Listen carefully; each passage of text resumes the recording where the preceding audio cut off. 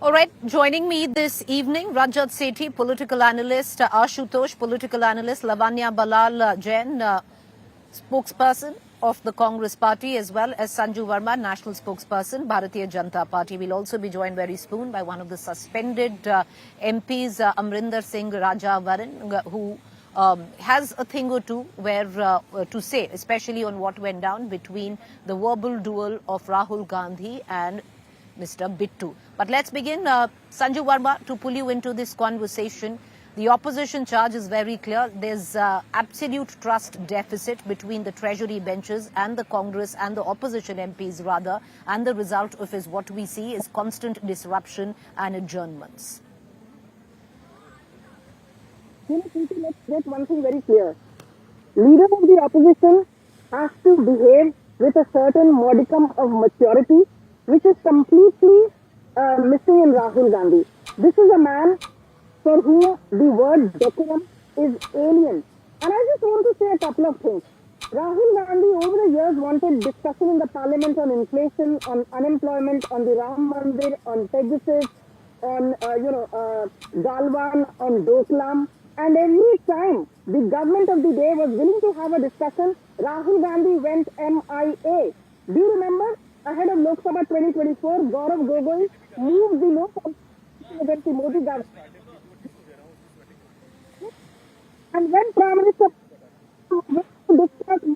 said there, Rahul Gandhi was MIA again. So the important point I'm making is that Rahul Gandhi is somebody in street and street politics. That's point number one.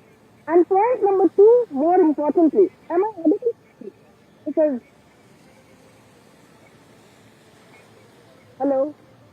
Sanju Verma, we are having a bit of a problem with your audio. We're going to try and reconnect your audio. There's a problem with your audio. We're going to try and reconnect that.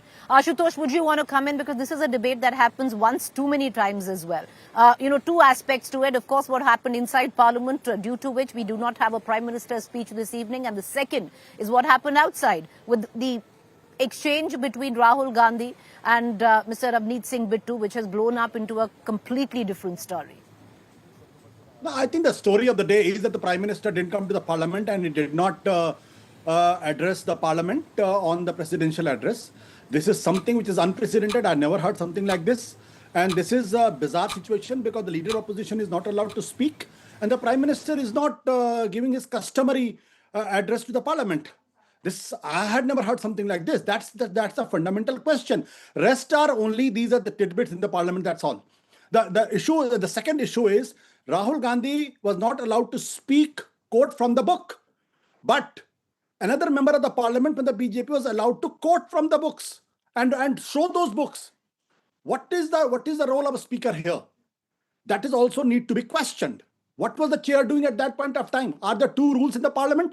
One rule for the leader of opposition and another rule for the Parliament, for the government.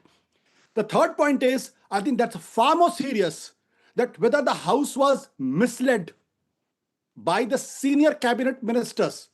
Why I'm saying so? Because the book which was told to the Parliament that unpublished, that book was published. And then the book was withdrawn. Now the book was published. That's something which is on record. And I tweeted 2 days back on that the book was available on the online shelf of Amazon. And the date was also mentioned when the book was published. And the price and everything was there. Now, in the Parliament, it was said the book does not exist, is not published, so he can't quote. Now, the issue is the book is published and the book is available. A book was available with Rahul Gandhi at least. And I know a few of my friends who also have this book. Now, the third point is, if Rahul Gandhi cannot speak anything which is not related to the presidential address, how come the BJP MP was allowed to speak not related to the presidential address? So the chair has to answer and the House has to deliberate whether it was misled. Okay. Ashutosh, your time is up. Fair point there. Rajat Sethi, would you want to come in? Because multiple charges that are flying thick and fast. Sanju Verma would have us believe that the Prime Minister or lots of Treasury benches MPs have come out and said that there was a possible conspiracy to attack the Prime Minister and that is why he didn't come in. That's a little a bit much, I would think, Rajat. See, I'll not go into speculations, Preeti ji here, but let me just point out to kind of issues and sensationalization that Ashutosh ji was just doing. I'm a published author. I know even before the book is out in the market, the pre-sales of it goes live on Amazon. So let's not fool ourselves that, and also, by the way, certain copies are given to a lot of reviewers to review it in advance or provide comments in advance. Certain copies were given, but there is a government process, and this government process of vetting these books, especially after serving, senior leadership of the defense and the other critical positions retire, they need to seek permissions. This seeking permission business has been going on. This is how the country has been all these years, but nobody pointed this out. So first of all, there is no legal copy of this book available. Therefore, there is no apple-to-apple comparison between what the Treasury benches did on this. Again, I agree that if tabling a book is problematic, then all books should not be tabled into the floor of the House that way without seeking adequate rules. Whether those rules were properly invoked or not, that I'm not aware of. So I would refrain from commenting. But my last point is that where is this sensationalization of the issue coming from? Prime Minister has been amply clear that there are broad political lines that the political leadership draws. How do you achieve to those goals is being left to the defense leadership who's on the ground. He has said even in public domain several times. So I don't see where is this sudden knowledge descending upon Mr. Rahul Gandhi that he's trying to sensationalize and say that no, all the decision has been given away straight away to a military or an army leadership. That is my fundamental problem, that this sensationalization is deliberate, trying to mislead the country. If you are quoting from the book and quote the entire book then. The book also says that not a square inch of land was given to China. Would Rahul Gandhi come out and say and table and thank the current government that the leadership of this government ensured that not a square inch? Your 2 minutes are over. I'll come back to you. You are... Right, okay, Rajat, your time is up. I'm going to come right back to you. You are right. At a level, yes, you've had the former army chief, Mr. Naravane, say that, that not an inch was given. But the fact is also, Rajat, that if former army chiefs are allowed to write books post-Kargil, why not, former army chief Naravane? Why wasn't his book be published? Why was it taken back? Lots of questions on that account where just the book is concerned. But Sanju Verma, who didn't complete her thoughts the first time around, go ahead, Sanju Verma, make your point. Thank you, Preeti. I just want to add to what Rajat said. Let everybody on your show know one thing. There is something called Rule 21, Section 63 of the Armed Forces Act of 1954, which categorically gives the sitting government of the day, in this case, the Modi government, the prerogative via the Ministry of Defense to either approve or disapprove a book published by a former army chief from being published. This is not the first time it is happening. Preeti, let's also get one thing very clear. The Congress is sitting and waxing eloquent about how an army chief is being undermined. Let's not forget Sam Manekshaw, Field Marshal Sam Manekshaw, retired in 1973. He got his pension after 34 long years in 2007, just 1 year before his death in 2008. Why?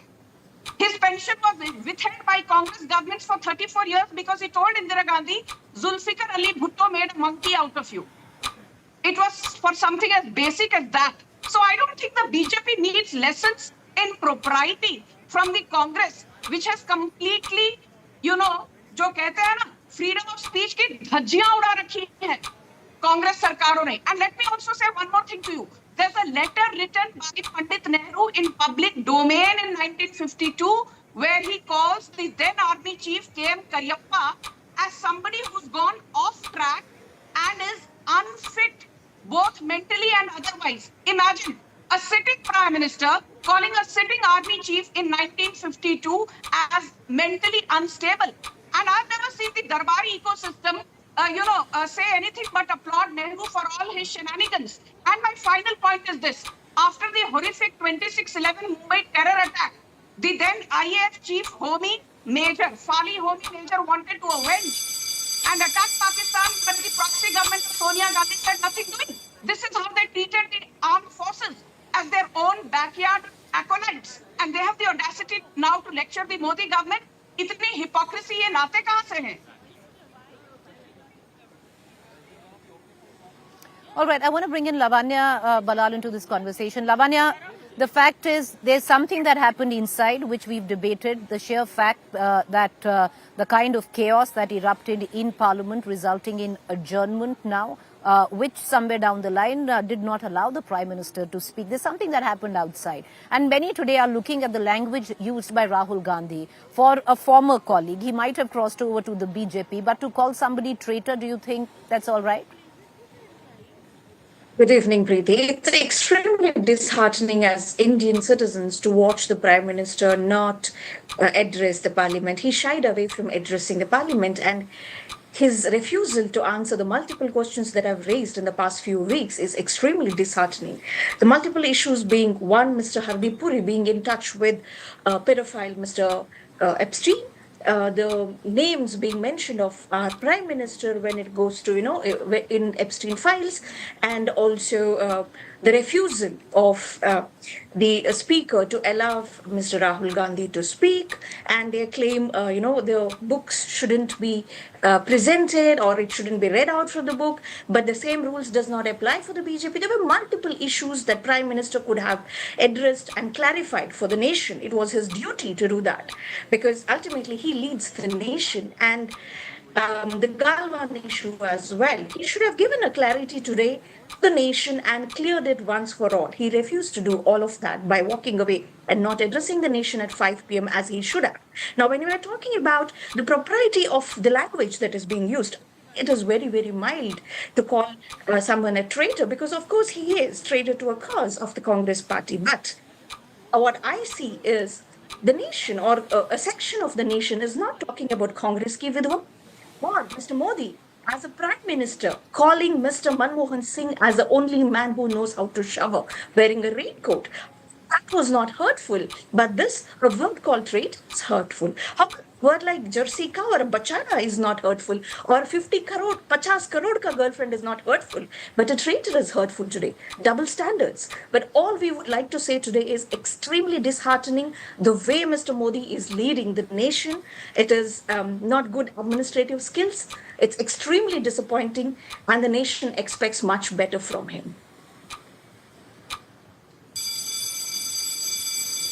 All right, Thank okay, you, Preeti. Lavanya Balal, your time is up. I just want to bring in, one final comment where all four of our panelists this evening, because Ashutosh, how long is this going to continue? One thing I reckon is now clear, that the trust deficit is so much between the Treasury benches and the opposition leaders that it's also now reflecting not inside but outside the Parliament in the kind of language and the kind of exchange that we've seen. What is the point now? Every day, the kind of money that is wasted in terms of business being done in Parliament.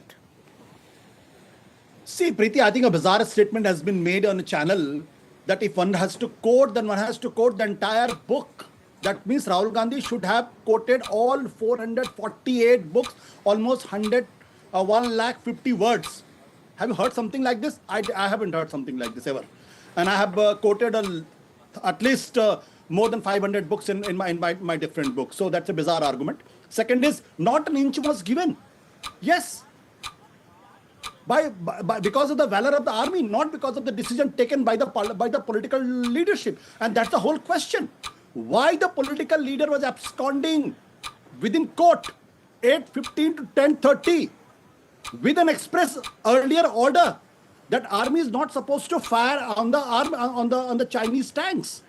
Now, for the 2 hours 15 minutes, the frenetic calls were made from the Northern Command to the army chief, and the army chief was making frenetic calls to the finance minister, to the foreign minister, to the defense minister, to the national security advisor, to the CDS, and no response. But within that 2 hour 15 minutes is a hell lot of time in the war, during the war situation. Why the Prime Minister was not available? And then you are saying, "Jo aapko karna ho karo," to ye to 8:00 pe bhi keh sakte the bhai. He would have said the same thing. The same instruction could have gone and said to 8:16, you do whatever you feel like. So it's a question of the decision-making issue.